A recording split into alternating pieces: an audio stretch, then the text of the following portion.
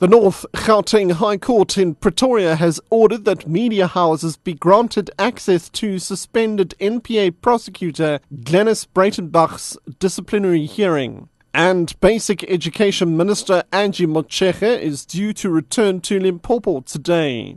I'm Richard Brooks. The North Gauteng High Court in Pretoria has ordered that media houses be granted access to suspended NPA prosecutor Glenys Breytenbach's disciplinary hearing. Media 24, Avusa Media and Mnet launched the urgent application on Friday for the hearing, which resumes today. Phumzile Mlangeni reports. High Court Judge Ronald Colme says the media should be allowed as there was no evidence to prove that witnesses will be intimidated if media is present. Photographers will, however, not be allowed to flash any lights or change film during the proceedings. Breytenbach was suspended as regional head of the Specialized Commercial Crime Unit in April, allegedly for conduct relating to cases allocated to her. The NPA legal team is currently in a meeting where a decision will be made whether they appeal for leave or not. The so-called Breytenbach members have just been brought to the Gauteng North High Court in Pretoria ahead of judgment procedures against the treason trialists. Some friends and family members are also at the court. Judge Ibn Jordan is expected to take up to 3 weeks to deliver the judgment. 20 alleged Breytenbach members are facing more than 40 charges relating to an alleged right-wing plot to overthrow the ANC government. The charges include treason, terrorism, sabotage and murder. Sipiwe Mkhize reports.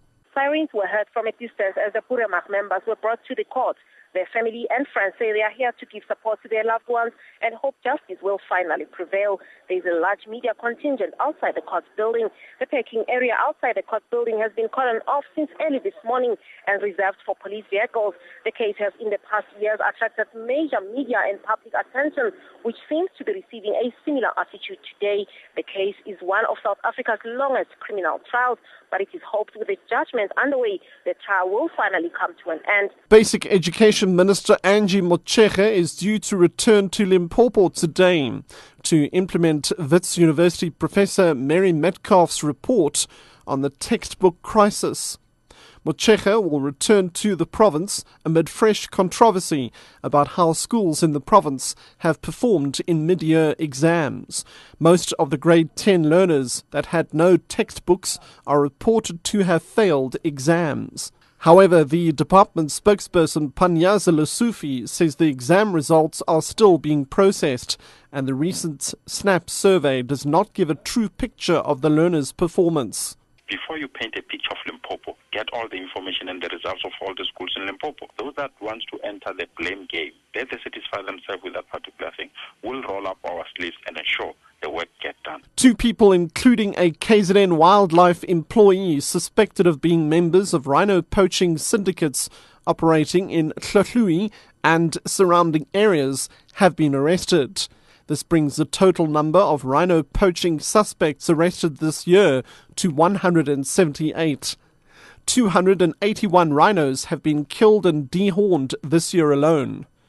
In the latest incident, a 15-year-old rhino bull was killed at the Shingalani game farm in Hartbeesfontein in the northwest. Izimvelo spokesperson Musa Mtambo. The Durban Organized Crime Unit and our investigators arrested 2 people, one in Melmoth, another one in Susuwe, for suspicion of being involved in rhino poaching. The one guy who was arrested in Susuwe works for Izimvelo. He's worked for us from 2004.